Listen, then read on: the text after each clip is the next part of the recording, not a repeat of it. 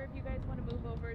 My involvement as mayor, of course, is only 3 weeks old with this project, which is at the tail end, but actually it started 6 years ago when I was president of the school board, and the superintendent of the school district and I approached the city with a request to see if this road could not be extended all the way back to Westminster Drive. The purpose of that being is, which a lot of you know and some of you do not, is the school district owns on 2 different parcels well over 100 acres that are essentially not accessible except for Westminster. And as we were looking forward at that time, 20 and 30 years, we saw that it'd be to the taxpayers' interest to go ahead and build on land we already owned if possible, but that it would be irresponsible to create any more traffic without another way in and out of that area.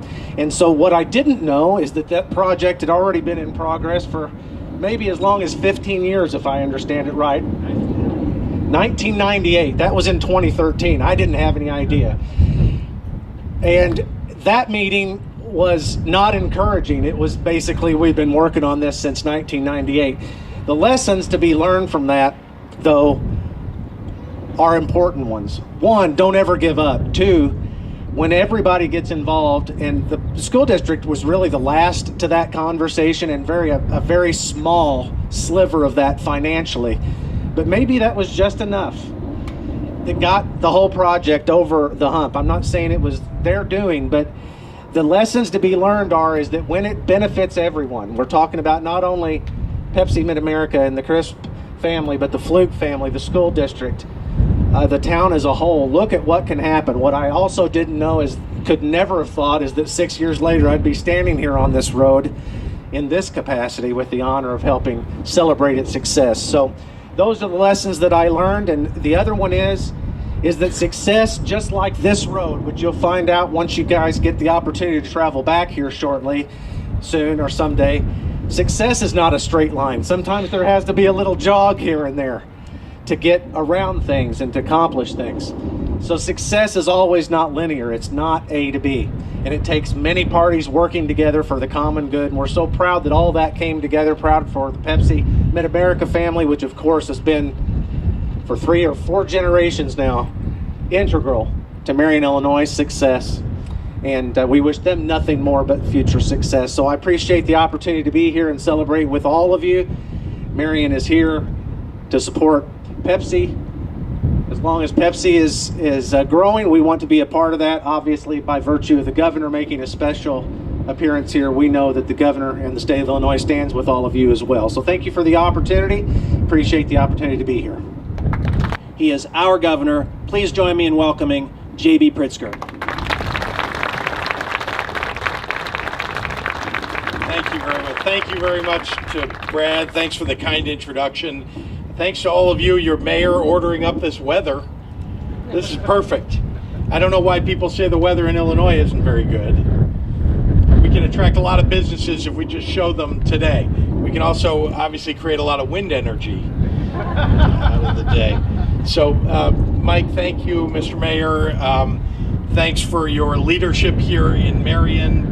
You're taking up the mantle, of course, from a mayor who defined public service and who dedicated his life to making Marion a place that many are proud to call home.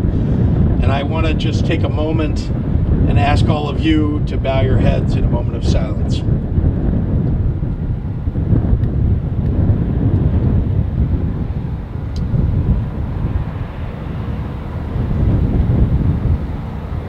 Mayor Bob Butler, may he rest in peace. Mayor Absher, to everyone here in Marion, I want you all to know that the state of Illinois is on your side. We are one Illinois.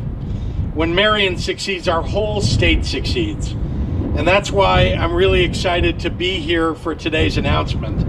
Today we're celebrating the opening, of course, of Halfway Road, and it wouldn't have been possible without the hardworking men and women who built it. Thank you to the laborers, to the operators, and all who worked on this project. Thanks to the engineers, of course, to those who made it possible for us to have this day and the many days ahead of us in which the infrastructure that's being put forth will be used. This project's been 20 years in the making, and it'll drive economic success for decades to come. Right here and right now, Pepsi Mid-America is expanding its production with new equipment and adding jobs, over 50 jobs here in Marion. It's proof that investing in infrastructure unlocks so much potential in all our communities. It's why I'm working really hard to pass a capital bill in Springfield. We all should be focused on this legislative session. A capital bill is going to allow our businesses to grow and thrive. It'll attract businesses to the state of Illinois. It'll ensure that we remain the supply chain hub of the nation, and it'll help us make sure that our transportation infrastructure will be strong for many years to come. We want to ensure that we get manufactured products and Illinois' homegrown products to market. And in my opinion, and I've been everywhere in this state, I can tell you, it's past time that Illinois invested in our roads and our bridges and our waterways. And it's time that we brought high-speed broadband internet everywhere in this state, every corner of the state of Illinois, and a capital bill will help us do that. We got to build up our high schools and our colleges and our universities and our hospitals so that Illinois can have the best facilities in the entire nation. We should be proud of those buildings and of those institutions, and I want us all to make the investments that will make us proud and that will ensure that we'll be able to use those buildings, those roads for many years to come. As we move into the final weeks of our legislative session, the capital bill is perhaps our highest priority, because attracting new jobs and helping businesses grow and thrive here in Southern Illinois is among the most important goals of my governorship.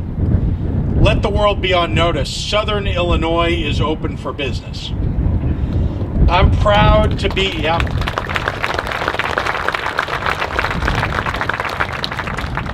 I'm proud to see this project come to fruition from an idea to reality. I look forward to seeing businesses and working families all across our state benefit from the investments that we make in our future. And I want you to know that I'll always be your partner in rebuilding Illinois and standing up for the hardworking men and women, for our working families all across the state, and especially right here in Marion, because it's our duty, all of us together, to forge the future, not only for our families, but for our children and grandchildren. I'm proud to be part of that. I'm really proud to stand on stage with people who genuinely are focused on and dedicated to building out the future of Marion. And to all of you, thank you for your dedication and hard work as well. Thank you very much.